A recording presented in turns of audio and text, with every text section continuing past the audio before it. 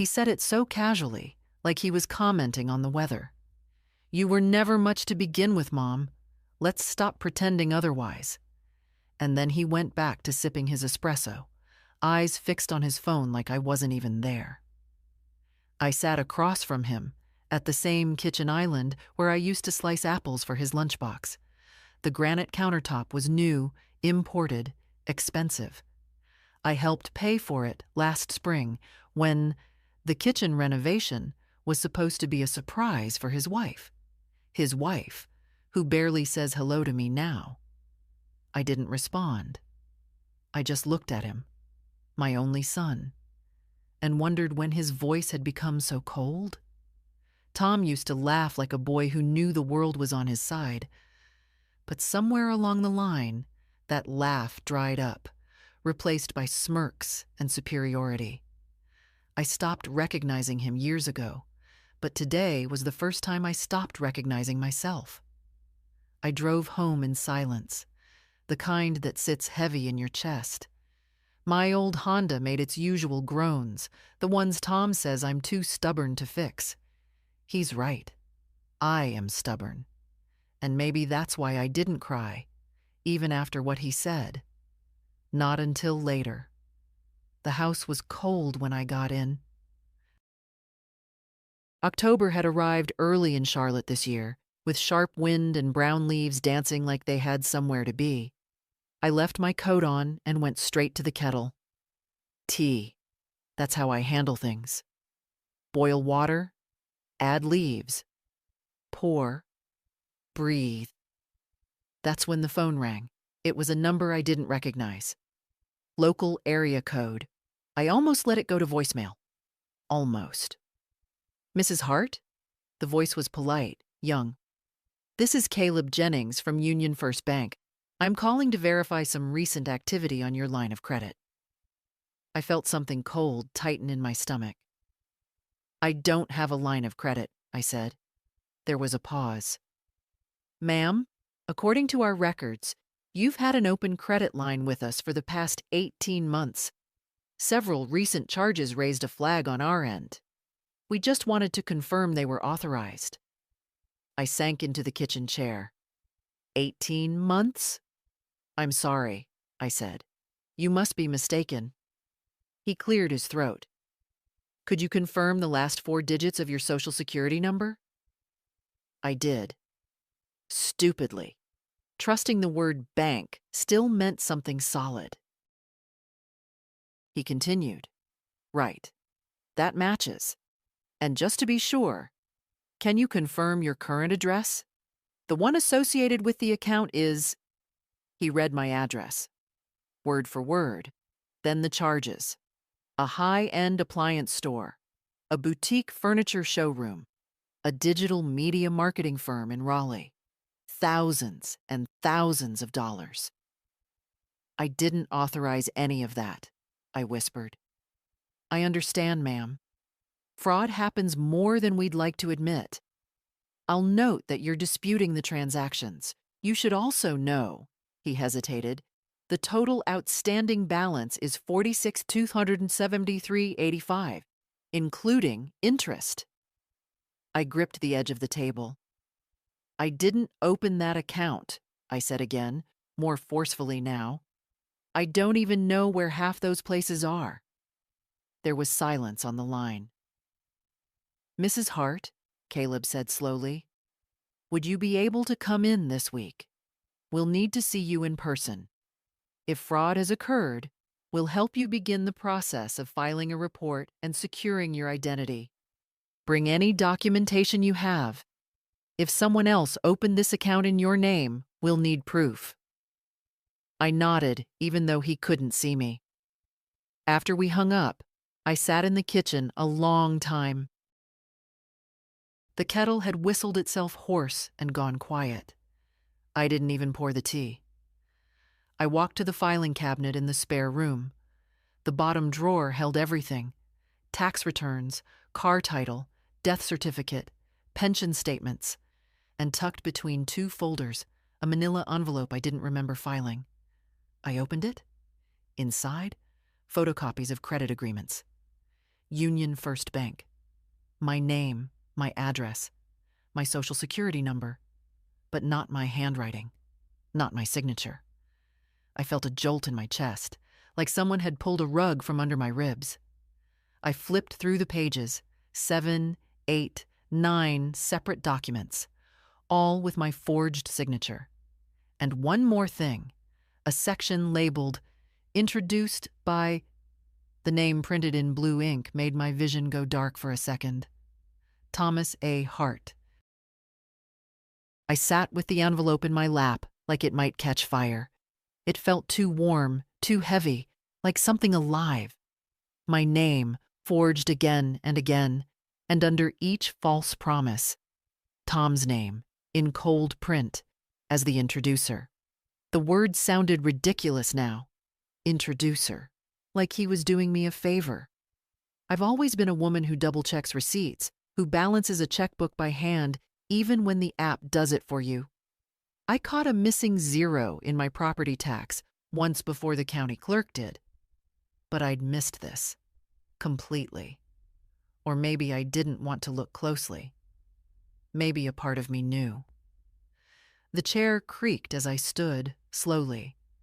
My knees reminded me I wasn't 40 anymore.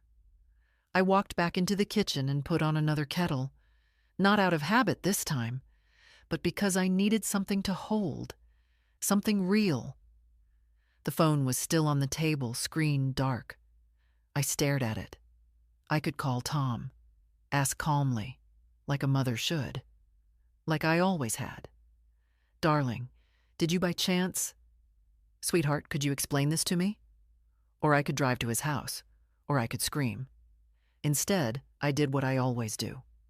I wrote a list. Pen. Paper. First item. Call Union First. Ask about fraud protocol. Second item. Pull credit reports. All 3 agencies. Third item. Check attorney contact from when Henry died. I hadn't spoken to Mr. Langford in years, but he was the only lawyer I'd ever trusted. Fourth item. Don't tell Tom yet. Not until I know more. I stared at that last one for a long time. When Henry died, I learned how to make decisions alone. When Tom dropped out of college for a year and blamed everyone but himself, I didn't scold him. I helped him find work. When his first business failed, I emptied half of my retirement to pay off the lease. "It's an investment," he said. "You're helping me build something." I thought I was building a bridge. Turns out I was building a noose. The next morning, I dressed like I used to when I worked at the print shop. Neat blouse, navy pants, soft cardigan. Something about dignity begins with how you look when you walk into a room. I printed out copies of everything.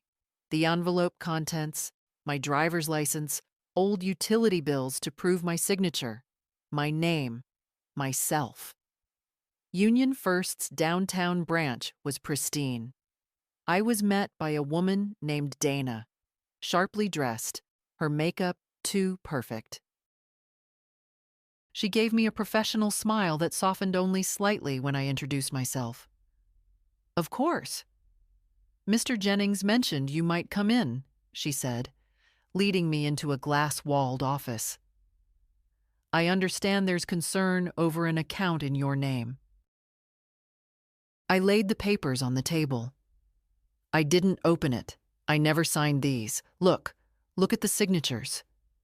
She examined the papers, her brow tightening. She flipped through them slowly, methodically. When she got to the referral page, the one with Tom's name, she paused. "Thomas Hart," she read aloud. "He's listed as the referring party." "My son," I said quietly. "That's my son." She blinked. For a moment, her expression shifted from polite professionalism to something else. Pity? Discomfort? It passed quickly. "We'll need to escalate this," she said.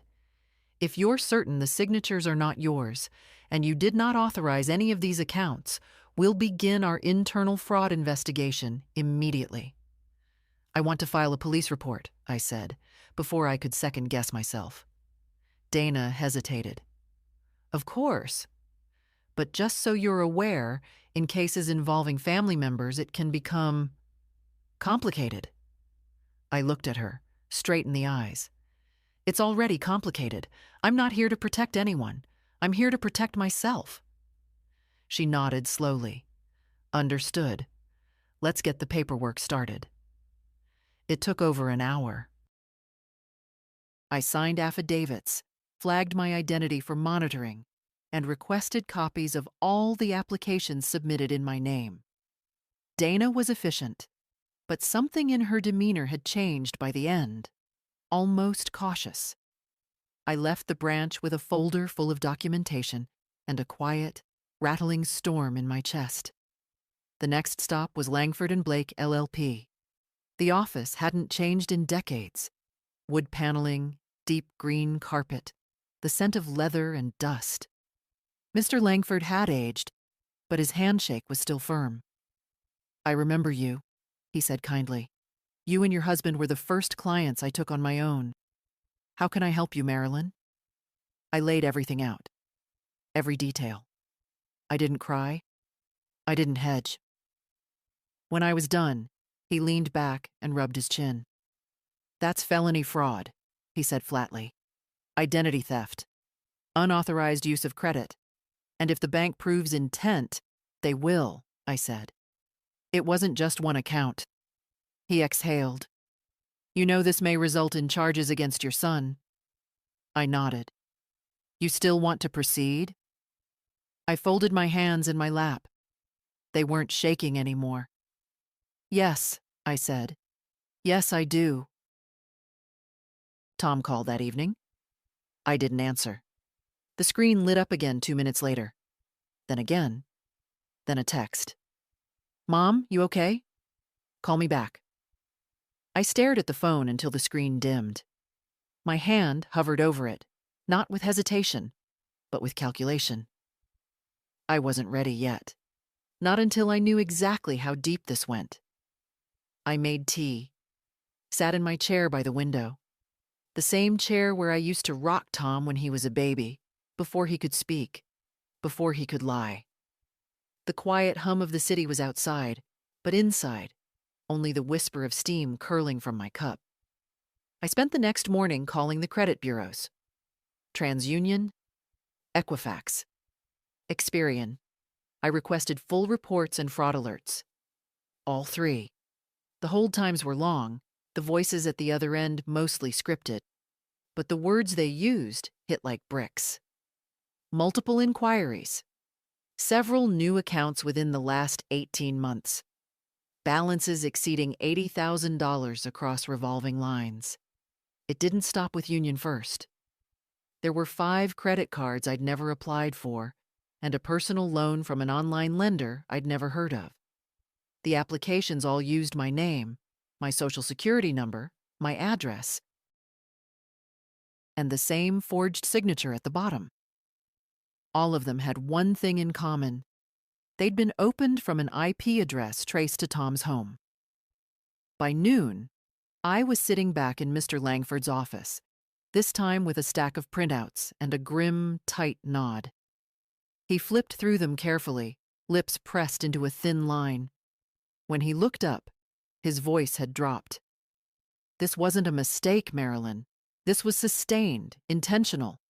It's identity theft and financial fraud. Likely mail fraud, too. I nodded. Can we file? We can file today, he said. But you need to know. It will open a criminal investigation. He'll be contacted by law enforcement. They may want to speak to you again as well. Are you sure you want to do this? I folded my hands. My nails were trimmed, clean. I hadn't even realized I'd stopped biting them. Do you remember the first time I came here? I asked him. He smiled gently. To write Henry's will. And do you remember what I said? I said, my boy is everything I've got. And you told me, so let's protect him. He nodded, solemn. Well now, I said, I need you to protect me from him. He didn't flinch. All right, Mrs. Hart. The report was filed with the Charlotte Police Department by 4 that afternoon. They took my statement, logged the documents, gave me a case number. The officer who helped me, Detective Keller, was young, with eyes that studied you carefully, but not unkindly. "We see this more than you'd think," he said, as I signed the last form. "Kids using their parents' credit, sometimes just until they're on their feet, sometimes with consent. But this is different." "It is," I said. He didn't ask. He nodded, then paused. "You're aware that pressing charges means you'll be a named victim in a felony case. It may go to court, possibly trial." "I understand. It also means your name will be on the paperwork. You'll be in the records, even public ones. Some people find that difficult." "I'm not ashamed," I said, and it surprised even me how calm I sounded. "I didn't steal anything." The next day, the call finally came. Tom again. This time, I answered. "Mom," he said, breathless, like he'd run from something. "Why haven't you returned my calls? Haley said you've been acting weird. What's going on?" I didn't answer immediately. I let the silence settle between us like a fog. "I went to the bank," I said finally. The pause on his end was long. Too long. "What bank?" he said carefully.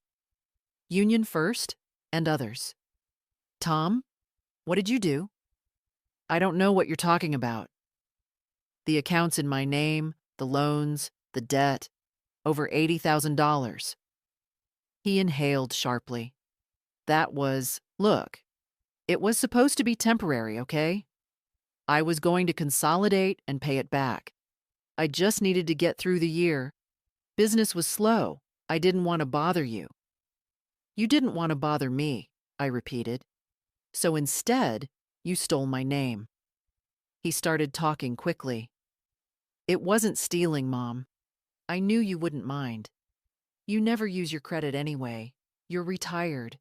It's not like—" "Not like what?" I interrupted, my voice still calm, but colder now. "Not like I have a right to what's mine?" There was another pause.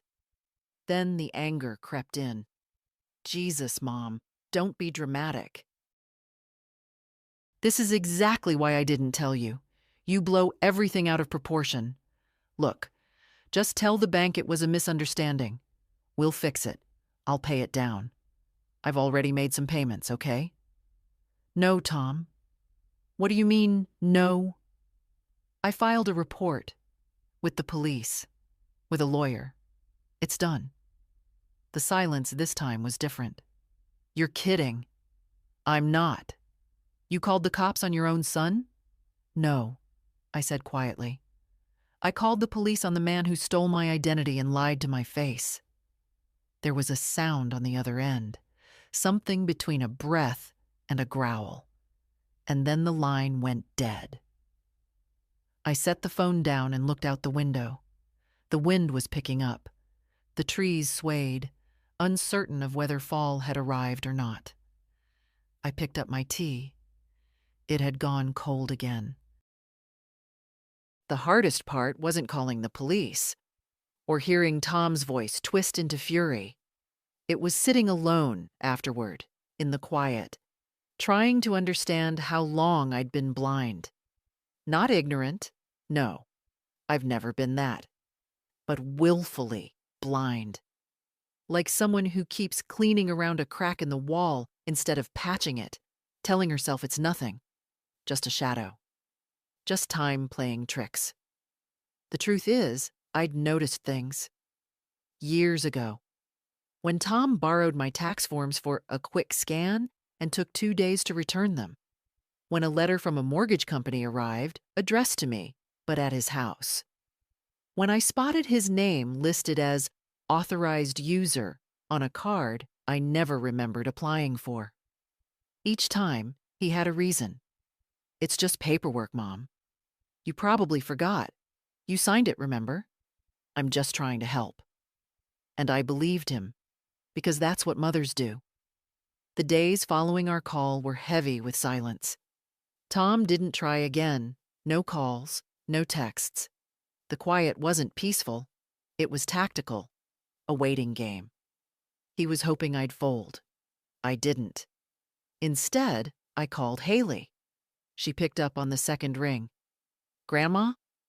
Hi, sweetheart. Do you have a minute? Always.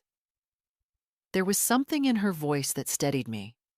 That old warmth I remembered from when she was little, sitting on my lap, reading about fireflies and rain. I need to ask you something, I said. Something serious. Okay, she said, instantly alert. What's wrong? Has your father ever asked you to sign anything for me? Anything legal?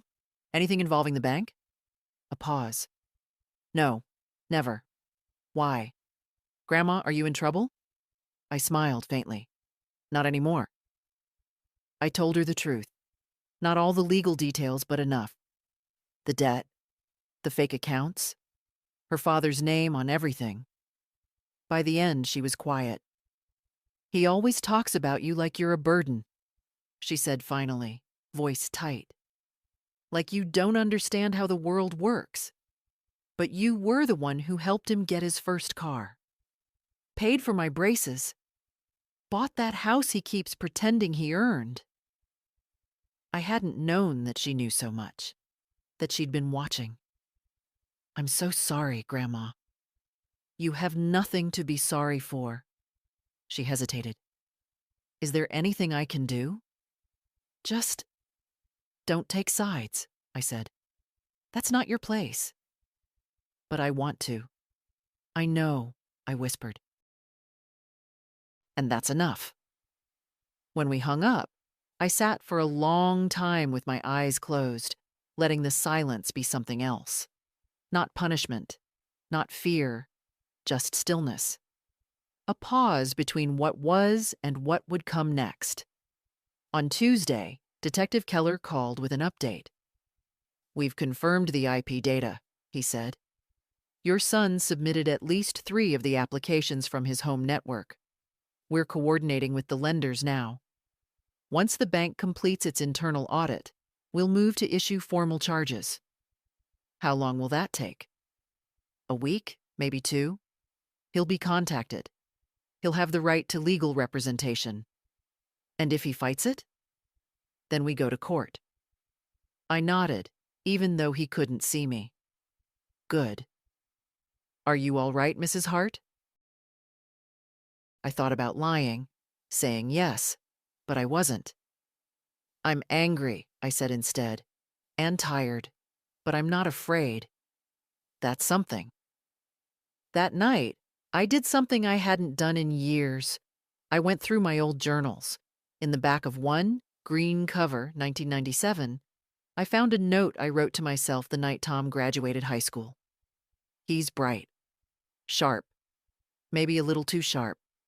I just hope he doesn't learn how to lie before he learns how to love. I read that line 5 times. Then I put the journal back in the drawer. The next morning, I got a knock at the door. I wasn't expecting anyone. I opened it and found Susan Davis on my porch. My neighbor, about my age. She wore her usual gardening gloves and that blue sweater with the patched elbow. Morning, Marilyn, she said, her eyes studying mine. Mind if I come in for a minute? I stepped aside. Of course. She came in like someone who knew her way around grief. I saw your boy the other day, she said, settling at my kitchen table. At the pharmacy. He looked, well, angry. I didn't say anything. Word gets around, she added, more softly. People are talking. I poured her tea. It was automatic by now. You think I'm making a mistake? I asked. She looked up sharply.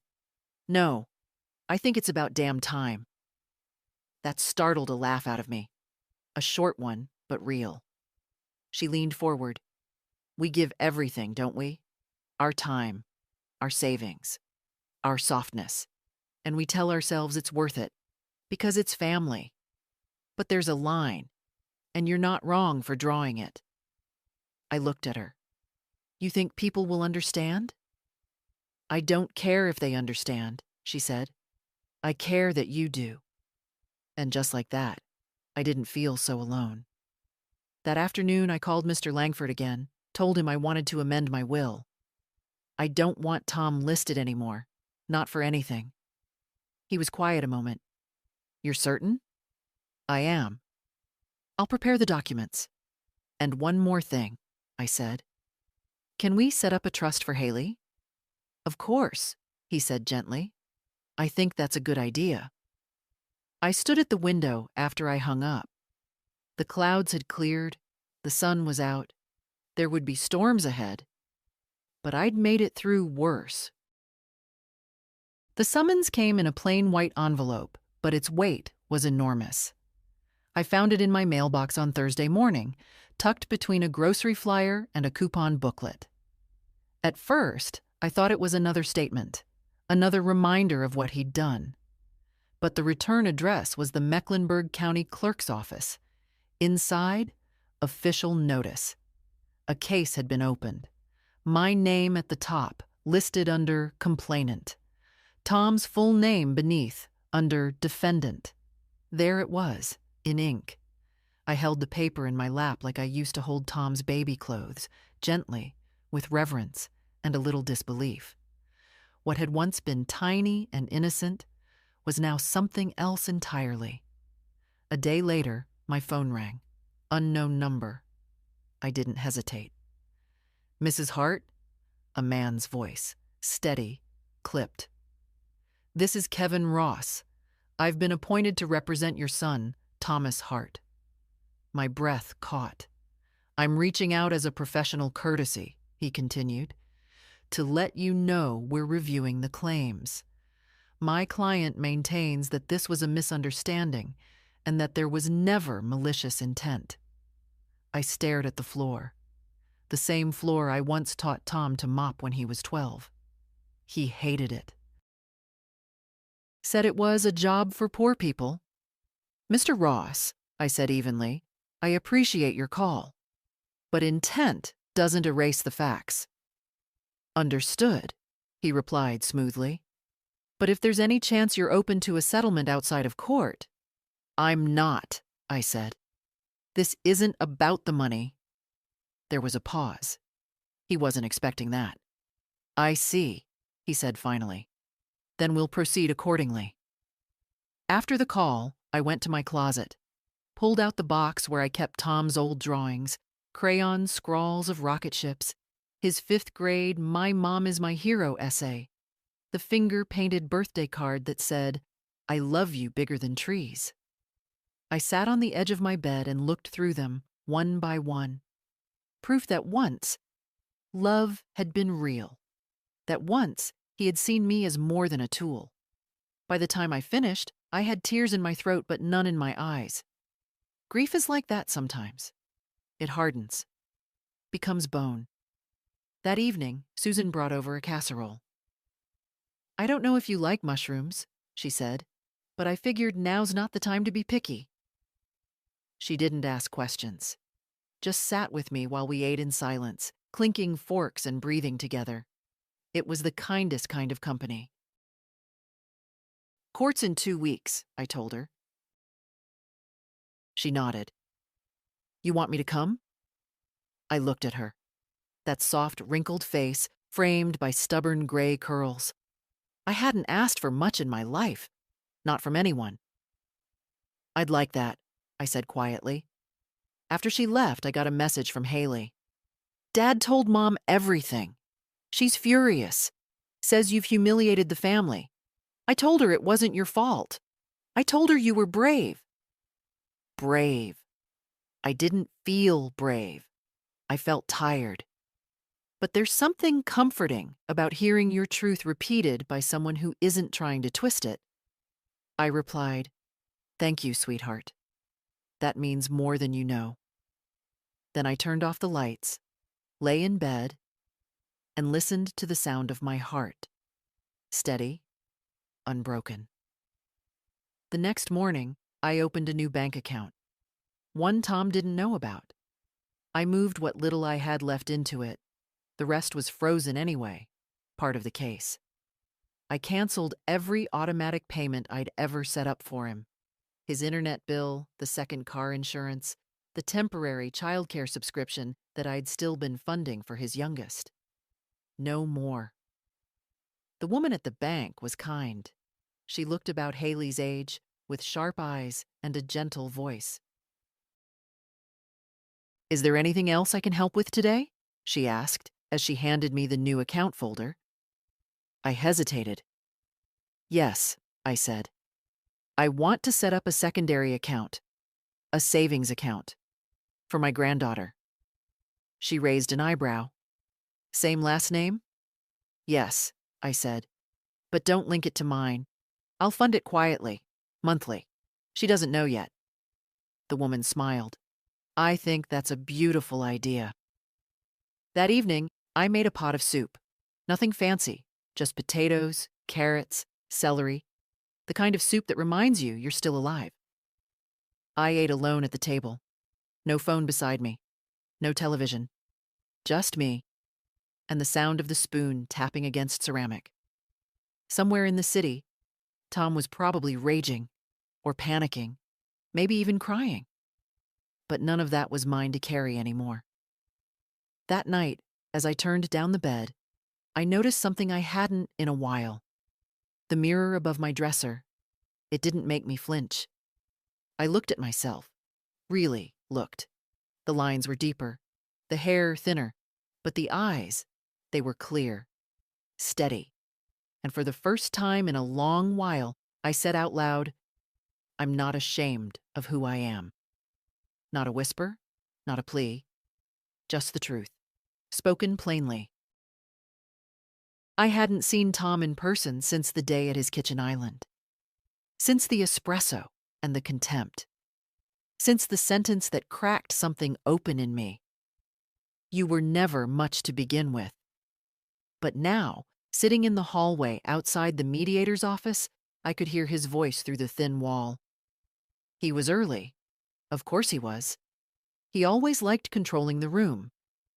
I sat quietly, my purse on my lap, my palms folded over the clasp. There was a small stain on the carpet where someone had spilled coffee, probably days ago, maybe weeks. Nobody had bothered to clean it properly, just like some people never bother cleaning up after the messes they make. They expect someone else to do it. "Mrs. Hart?" The clerk peeked out from the side door, clipboard in hand. "You can come in now." The room was long, with too bright lighting and a fake plant drooping in the corner. Tom was sitting at the far end of the table, beside his attorney. He looked up when I walked in. If he was surprised to see me standing straight, dressed simply but with care, holding his gaze, he didn't show it. But I saw the flicker, just a shadow of uncertainty in his eyes. "Hi, Mom," he said, like this was a school meeting or a PTA conference. Like we weren't here because he'd committed a felony against me. I nodded once. "Tom." We didn't hug. We didn't shake hands. The mediator, a tired-looking man with glasses that slipped too low on his nose, greeted us both and sat down. "I appreciate you both agreeing to meet," he began, flipping through the papers in front of him. "This is not a negotiation session, but an opportunity to clarify intent, discuss the financial impact, and, if possible, determine whether either party wishes to resolve this outside of court." Tom jumped on it immediately. "Of course I do," he said. "I never meant for any of this to get to this point. I just—" He paused and put on the look I'd seen him use at client dinners. Slightly wounded, vaguely noble. "I got in over my head. I panicked. I thought I could handle it before it snowballed." He looked at me. "You know I wouldn't hurt you on purpose." The mediator turned to me. Mrs. Hart, would you like to respond? I leaned forward slightly. Intent is not what we're here to discuss. We're here because my son committed identity theft. He opened multiple lines of credit in my name. He forged my signature. He used my personal information without my knowledge or consent. And he did it for more than a year without telling me. Not even when the bank started calling. Not even when I asked him, directly. Tom exhaled like I'd slapped him. Mom, I'm speaking, I said, without raising my voice. And I'm not angry anymore. I want you to know that. I'm not doing this out of spite. But I am doing it out of necessity. Because if I don't protect myself now, I won't have anything left. And neither will Haley. And you need to learn, finally, that you don't get to take without consequences. He opened his mouth, but nothing came out. The mediator cleared his throat. Mr. Hart, do you accept the claim of unauthorized debt? Tom looked at his lawyer, who nodded almost imperceptibly. I accept that I used the information, Tom said. But I still think it's a family matter. I mean, she's my mother. It's not like I stole from a stranger. Exactly, I said quietly.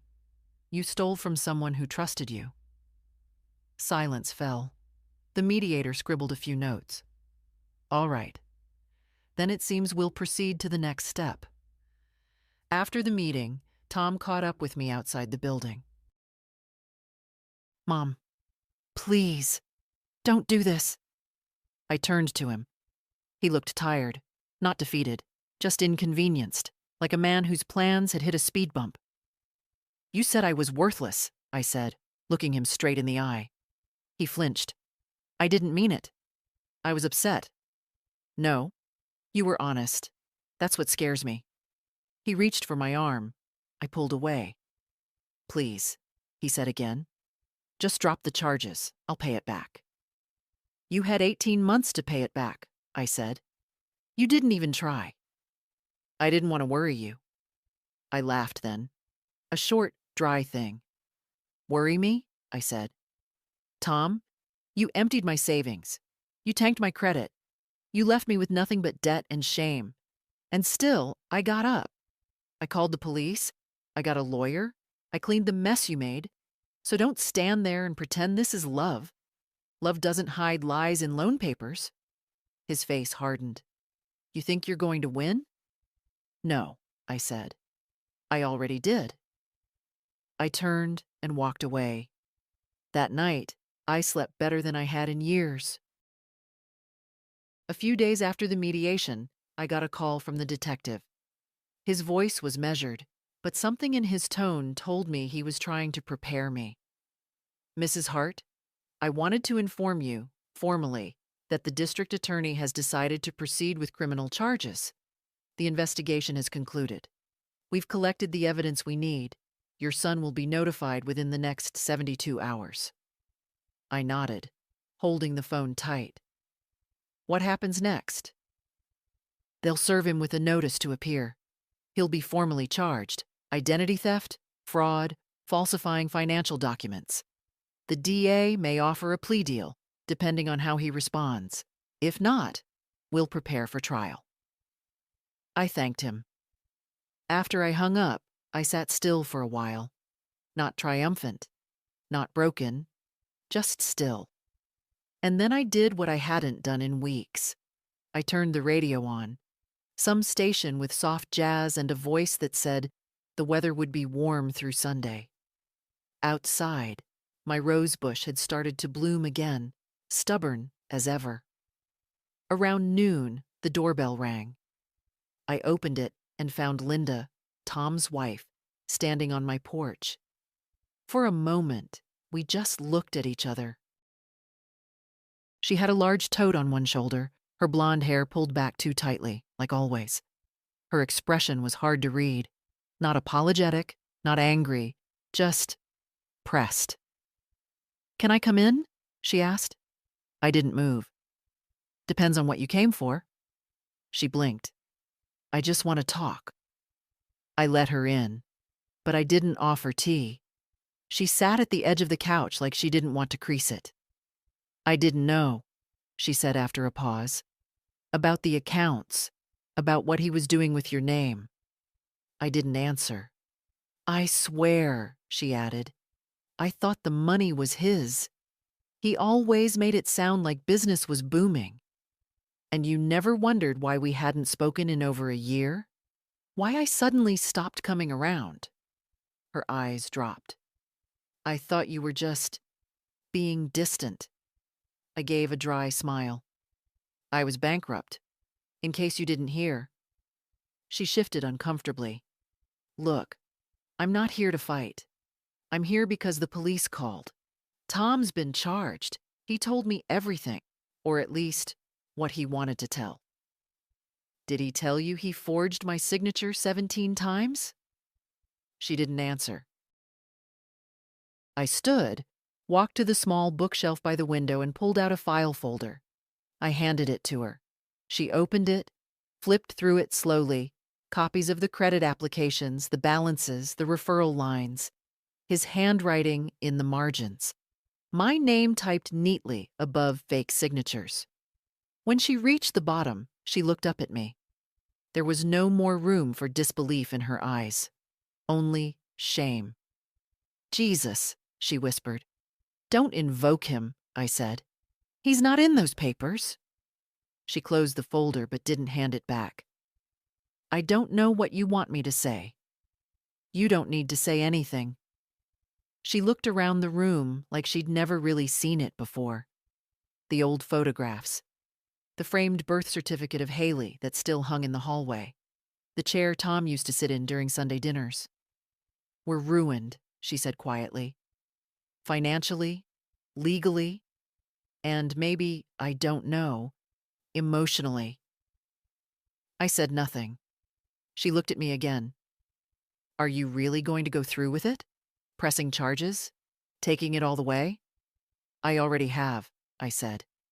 The rest isn't up to me anymore. She stood. You know this will tear the family apart.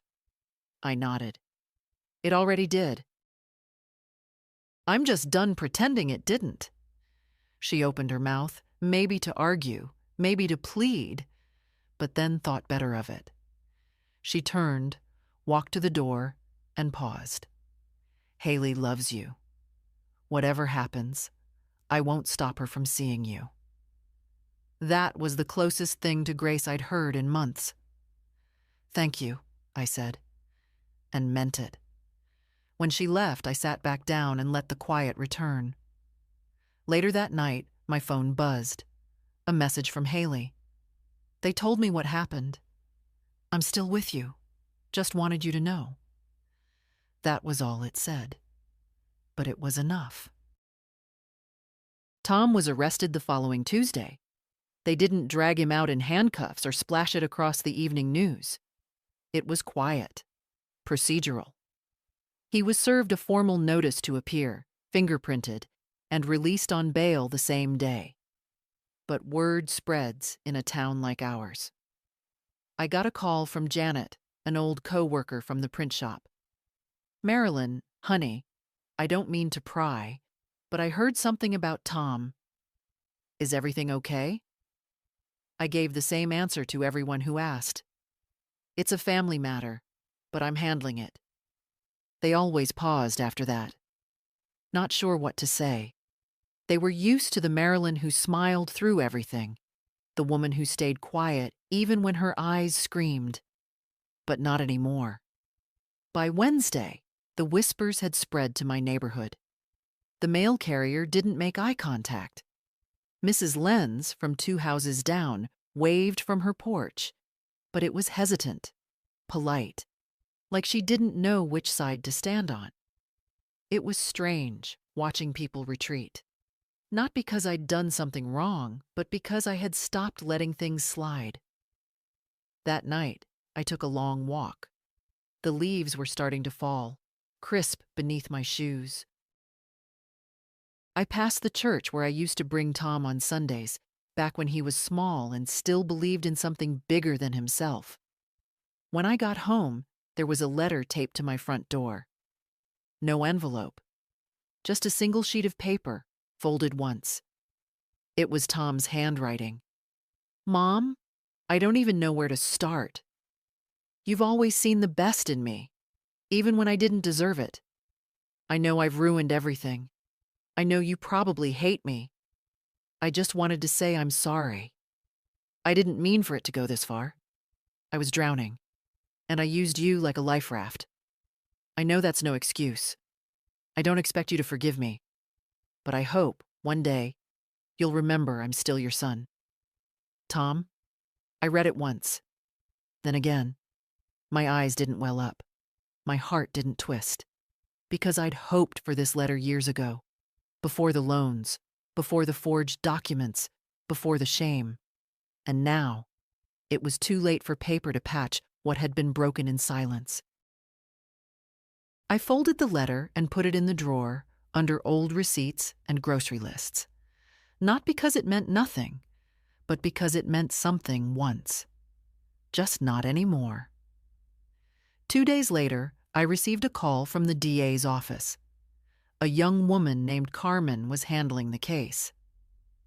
We've been informed that Mr. Hart's attorney plans to propose a plea deal, she said. He's willing to admit guilt on the financial fraud and identity theft in exchange for a reduced sentence, probation, financial restitution, no jail time. I closed my eyes. Would that be fair? She hesitated. He's a first-time offender, technically, and the judge is likely to be lenient, especially with the restitution agreement in place, but it's your right to object. I'm not here for punishment, I said. I'm here for accountability. If he admits what he did and pays back what he took, I can live with that. Carmen exhaled softly. That's generous, Mrs. Hart. Most people want blood. I smiled faintly. I'm too old to collect blood. I'm just trying to reclaim what's mine. The agreement was drafted 2 days later. Tom would plead guilty to 2 counts of identity theft and 1 count of financial fraud. He would be sentenced to 3 years probation, ordered to pay back the remaining $61,000 over time, and barred from opening credit in anyone else's name for 10 years. The judge would review it next month. I didn't feel victory. I felt still, like the dust had finally stopped swirling. That weekend, I had Haley over for dinner, just the 2 of us. She brought a pie. I made stew. We didn't talk about the case much. She asked if I was okay. I said I was, and then she said something I didn't expect. Grandma, do you ever think about moving? Somewhere quieter? I blinked. Why would I move? She shrugged. You've done so much for everyone else. Maybe it's time you do something just for you. I didn't answer right away, but her words sat with me long after she left. All night, I kept thinking, what if? I found the listing late at night, after Haley had gone home. I wasn't looking seriously, just browsing.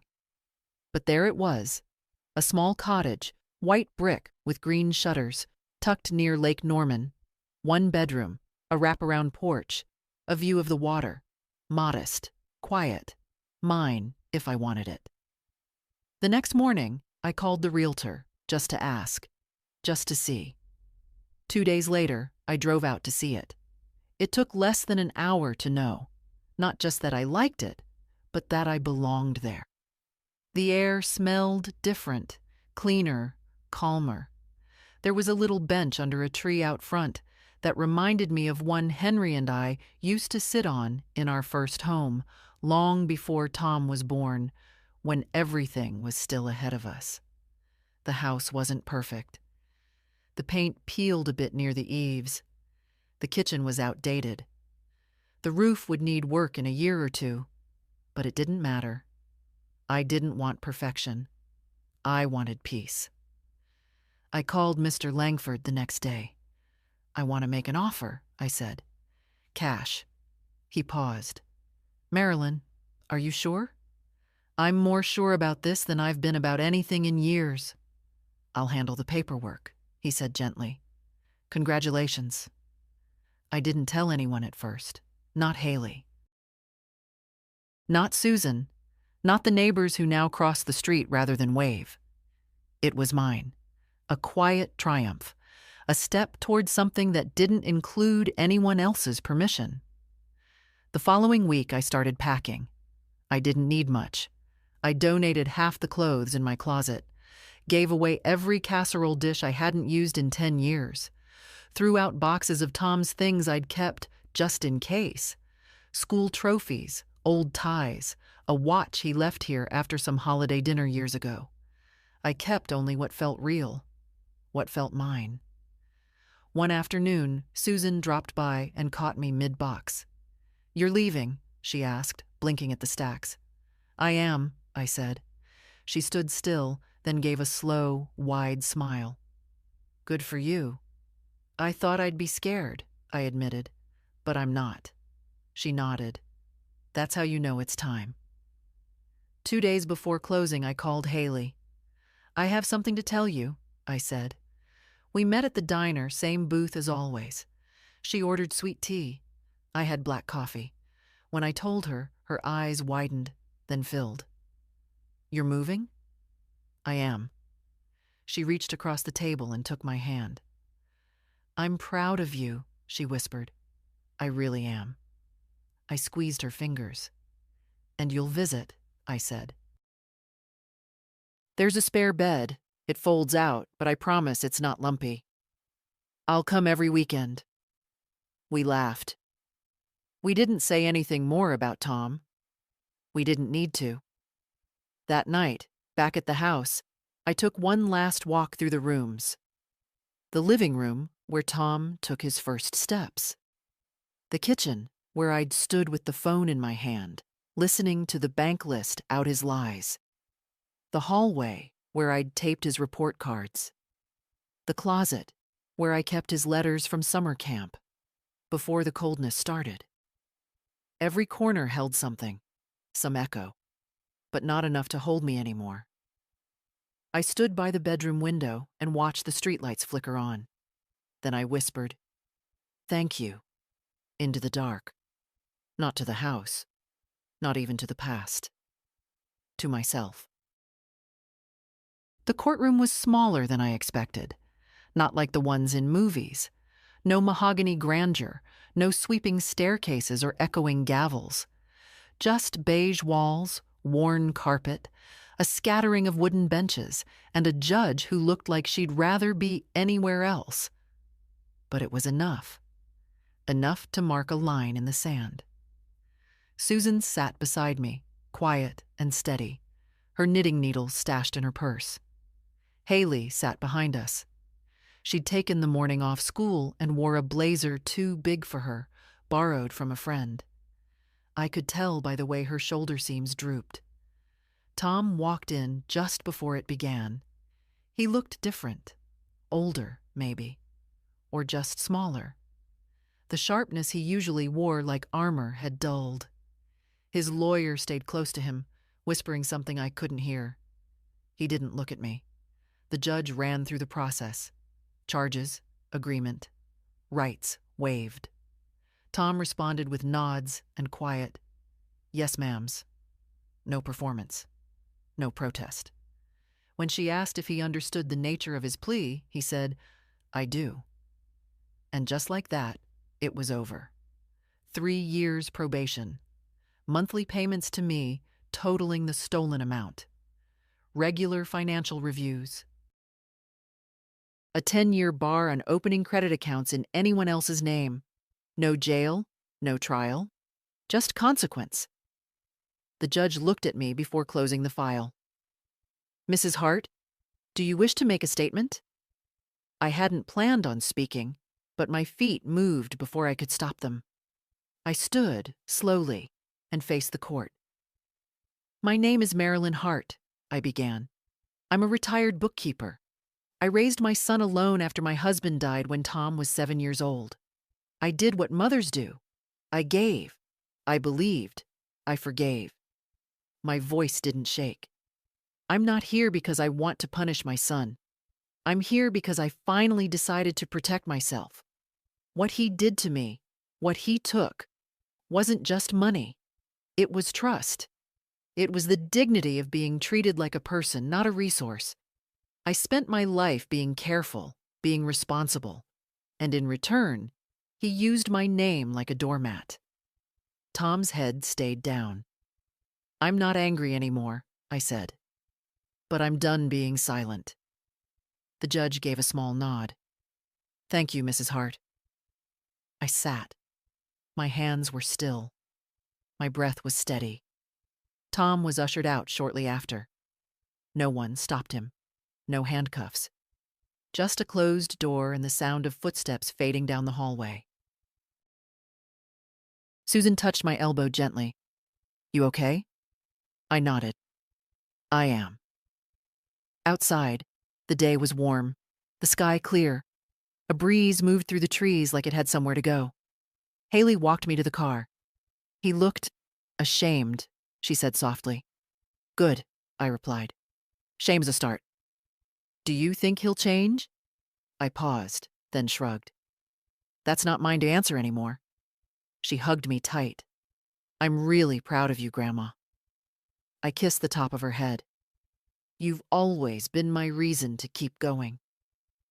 That night, I didn't go home. I drove straight to the lake. My lake. The cottage was waiting, keys in the mailbox, like the realtor promised. I stepped inside and exhaled, deep and slow. The walls were bare, the floors creaked. But it felt like stepping into my own skin. I slept with the windows open. The breeze smelled like pine and distance. I woke to birds instead of garbage trucks, made coffee on a stove that hissed like an old friend.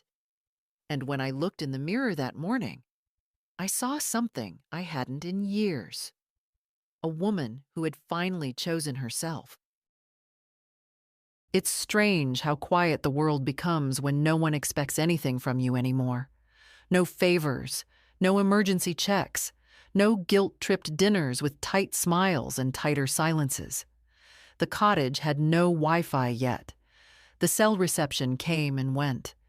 I could go whole days without a voice besides my own. And yet, I wasn't lonely. Not in the way I'd feared. In the first week, I painted the porch railing, white, like it had been before weather wore it down. I pulled weeds from the front path, planted a row of mums in honor of the season, cooked myself meals from scratch. Not because I had to feed someone, but because I wanted the smell of roasted garlic and thyme to fill the rooms. Sometimes, I sat by the lake in the evenings with a blanket and just watched. That's something they don't tell you about starting over at 74. It's not dramatic. It's not fireworks or epiphanies. It's quiet, practical, gentle if you let it be. I still got letters from the court, updates on the restitution payments. So far, 2 had arrived, small amounts but timely. I didn't count on them. I didn't need to. The account Mr. Langford helped me open was secure. The debt had been reversed or forgiven by most institutions. My credit would recover, eventually, and for the first time in decades, I had no reason to lie awake worrying about someone else's problems. Susan called every Sunday. We didn't talk long, just enough to laugh a little, to say, I'm still here. Haley sent photos, her fall art project, the campus lawn covered in leaves, the silly cat from the dorm across the hall. She always added a note at the bottom, love you more than coffee. I printed each one and taped them on the fridge. One morning, I went to the local library and applied for a part-time volunteer slot, helping with returns, reshelving books. The woman at the desk asked me if I had any references. I laughed. Just myself, I said. But she's very reliable. That Saturday, I hosted Haley for the first time in the cottage. She arrived with a weekend bag and a box of muffins. When she stepped through the door, her eyes lit up like I'd handed her a secret. Grandma, she said, spinning slowly in the middle of the room. This is so you. You mean small? I teased. I mean peaceful, she said, like a deep breath. We spent the evening making chili and playing cards. No TV, no distractions.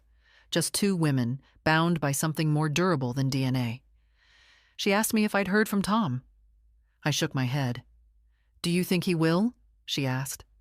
I don't know, I said, but I'm not waiting anymore. She looked at me a long moment. You seem different. I am. I didn't mean stronger, or wiser, or colder. I meant free. That night, we sat on the porch with hot tea, wrapped in old quilts. The lake shimmered under the moon. A frog croaked somewhere nearby, a single note in a long silence. I've been thinking, Haley said softly, about what it means to take care of someone. What about it? I used to think it meant doing whatever they needed, being there no matter what, forgiving everything. I nodded. That's what I thought too. But now I think... She hesitated. Maybe taking care of someone means refusing to help them hurt you. I reached over and took her hand. That's the most grown thing I've ever heard you say, I whispered. She smiled. I'm learning from the best. Autumn deepened. The trees around the lake turned to fire, gold, rust, wine red. And every morning the shore looked different, like the earth was quietly letting go of something. I understood that feeling. Some days I watched the leaves fall like confessions. Honest, gentle, necessary. I settled into a rhythm. Wake early, walk to the mailbox, brew coffee, read a chapter of something old and comforting, Agatha Christie sometimes, or one of the brittle paperbacks I brought from home, spine-worn and familiar. Every Tuesday, I worked the morning shift at the library. The staff called me Miss Marilyn, even though I told them just Marilyn was fine. There was something sweet about the formality, though. Like they saw me, not as someone broken or past her prime, but as someone who had arrived. Every Thursday, I called Mr. Langford to check the payment reports. Tom was still sending money. Not a lot, but enough to show he'd kept the terms of the agreement, for now. I didn't hold my breath. I'd learned better than to pin peace on someone else's consistency, but I was at peace. Not in a loud, triumphant way, in a soft, clear way. Like my bones had finally stopped bracing for disappointment. Until the letter came. Not from the court, not from the bank. From Tom. It arrived in a plain envelope, no return address. The handwriting on the front was familiar. Tight, angular, careful. Like he'd rewritten it once or twice before committing ink to paper. I carried it inside like a stone. Sat down. Took a breath. Opened it. Mom, I know I'm the last person you want to hear from. I wouldn't blame you if you tore this up. But I wanted to try anyway. Not because I expect forgiveness. Just because I need you to know I see it now. All of it. What I did was theft. Not just of money, but of trust. Of years. Of everything you gave me, over and over, without asking for anything back. I treated your love like a safety net I'd never have to fall through, and I used you up without even noticing. When the charges came, I was angry. I told myself you were cruel, that you'd turned on me. But now I see it was the first time you ever truly protected yourself from me. I've started going to meetings, financial recovery, therapy. I don't know who I am without all the noise and need, but I'm trying to find out. You don't owe me anything.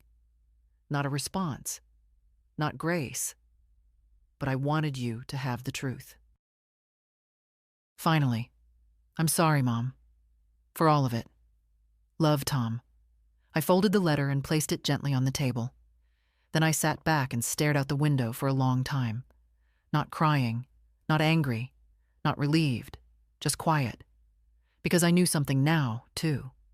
That letter, it wasn't for me. It was for him. A step in his recovery, his conscience, his version of closure. And that was fine. But I didn't owe him anything either. I didn't write back. Not because I was bitter. Not because I hadn't heard him, but because some silences are sacred. And this one, I had earned. The seasons shifted again, quietly. By mid-November, the lake slowed into stillness. The mornings came in frost. Mornings like lace on the window glass, the kind that make you sip coffee slower, wrap the shawl tighter. I liked the cold. It kept things honest. No pretending. Just breath and bone and whatever warmth you made yourself. I found new ways to fill the days. I started baking again. Old recipes, ones I thought I'd forgotten. Apple loaf, walnut shortbread, even that lemon pie Henry used to love. I mailed one to Haley in a tin box, lined with parchment. She sent back a photo, half-eaten slice, captioned, "You should open a bakery." I laughed out loud, alone, but not lonely. Susan visited once, just before Thanksgiving. She brought a thermos of cider and 2 mismatched mugs. "I like it here," she said, looking out at the lake. "Feels like a page you get to write yourself." "That's the idea," I said. We sat on the porch, wrapped in blankets, talking about nothing in particular. Her back pain, the librarian's new perm, the noise raccoons made under the porch last week. But that's what friendship is at our age. Not fireworks. Just someone to pass the silence with. That night, after she left, I stood by the water. It was moonless, dark enough to see stars. I used to look at stars when I was younger and think of possibility. Now I looked at them and thought of permanence, of how some things just are. Burning, distant, whole. Tom hadn't written again, and I hadn't expected him to. But the ache of it, that final line drawn in blood and paper, didn't sting like it used to.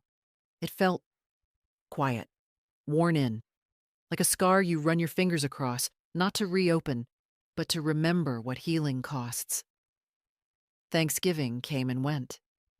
Haley spent it with her mother's family, but she called from the porch, phone crackling a bit. Guess what I told everyone during dessert? What? That my grandma owns a house by the lake and bakes better pies than anyone on campus. Flattery will get you another one. She laughed. Good, because I told them you'd send a box. I did. The Tuesday after, I got a card in the mail. It was from an unknown address, somewhere in Asheville. Inside was a short message. "Mrs. Hart, I worked on your case as a clerk for the DA. I don't usually write to victims, but I wanted to thank you. You reminded all of us that protecting yourself, even from family, is not just brave. It's necessary. I hope your lake house is everything you needed.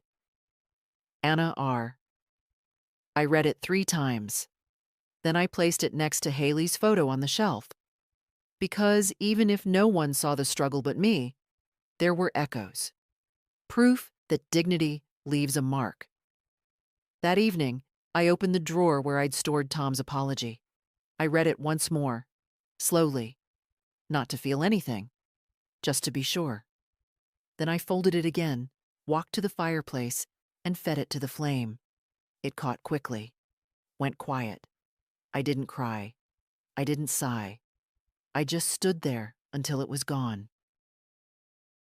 I didn't expect December to feel so warm. Not the weather. No, the mornings were sharp with frost, and the lake sometimes glazed with a skim of ice by dawn. But inside me, something had thawed. I felt it in the way I opened the curtains each morning without dread, in the ease of my own footsteps on the hardwood, in how my hands no longer trembled when I checked the mail. I wasn't waiting for anything anymore. Not the next call, not the next apology, not even justice. What needed to happen had happened. I was simply living. Haley came the weekend before Christmas. She brought fairy lights and a bundle of cinnamon sticks tied with twine, said the cottage needed holiday magic. We spent the day unpacking an old box of ornaments I hadn't touched in years. Some were chipped, some had stories. A ceramic bell from Tom's first-grade Christmas play, a pinecone angel with 1989 scribbled in gold ink. Haley picked it up and smiled. "I remember this one," she said. "You used to let me ring it before dinner. You had no idea how loud it was." We laughed. She hung it in the window anyway. Later, over dinner, she asked if I missed him. Tom. It wasn't a trap. Just a granddaughter asking her grandmother the truth. I thought about it. "I miss the version of him that used to love without calculation," I said. "I miss the boy who made me Mother's Day cards out of construction paper and cried when his goldfish died. But I don't miss who he became." She nodded, solemn. "I don't either." It was the first time either of us had said it out loud. There's something sacred in saying the hard things, especially when you're not trying to hurt anyone, just trying to name the shape of the wound. That night, we watched the fire burn low. She dozed off with her head on my shoulder, and I stayed still, not because I was afraid to wake her, but because the weight of her, trusting, steady, felt like the closest thing to home I'd known in years. On Christmas morning, she handed me a small box, badly wrapped. "Sorry for the tape job," she said. "I ran out halfway through." Inside was a framed photo. Haley, younger, sitting beside me on the porch of the old house. I had my hand on her back. She was laughing, missing a front tooth. But it wasn't the picture that undid me. It was the note tucked behind the frame. "To the woman who taught me strength doesn't always shout. To the woman who didn't just survive but stood up. This year, I learned what love with boundaries looks like. And it looks a lot like you." My eyes filled. She didn't say anything, just leaned against me again. We didn't talk about Tom the rest of the day. Not because we were ignoring him, but because the absence didn't ache anymore. Later that week, Susan called. "Saw Tom at the market," she said. "He looked thinner, worn out." I didn't ask what he said. I didn't ask how he looked. I didn't need to. "He asked how you were," she added after a pause. "I said you were doing well." "Thank you," I said. She hesitated. "Do you ever think you'll speak to him again?" "I don't know," I said. "But I'm not planning on it." Fair. There was no judgment in her voice, just truth passing between women who knew too well how many things are left unsaid in this world. That night, I sat by the lake in my coat and scarf, tea steaming between my palms. I watched the sky shift from slate to velvet. And I thought, he hasn't called. And I'm not waiting. That's not punishment. That's peace. The new year arrived without ceremony. No fireworks, no countdown. Just the soft ticking of the clock in my kitchen, a quiet reminder that time moves forward, with or without our permission. I stood outside just after midnight, wrapped in Henry's old coat, breathing in the clean, cold air. The lake was black and still. The trees slept without asking for anything. And in that stillness, I felt something shift. Not an epiphany, not a revelation, a settling. I was done waiting. Done hoping for apologies that wouldn't come the way I wanted. Done shaping myself around someone else's shame. Done carrying silence like it was love.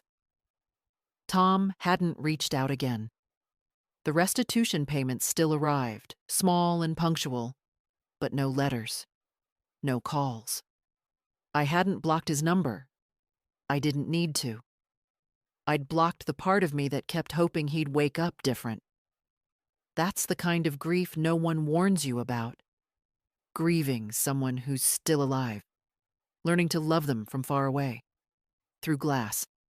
Through the choices they made. I still loved him, but I loved myself more now. And that changed everything. That winter, I wrote a letter.